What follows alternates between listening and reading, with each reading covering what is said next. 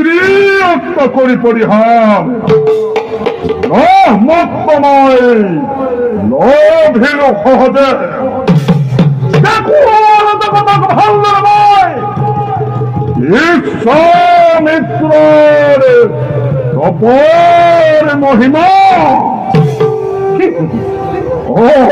অহংকারী ব্রাহ্মণ সমাজে জন্ম সত্য ব্রহ্মচলভী মত হয় জাতি শ্রেষ্ঠ বলি ভীমনি ব্রাহ্মণ সমাজক। দেখো ভাল্লময় ক্ষত্রিয় তপস্যাত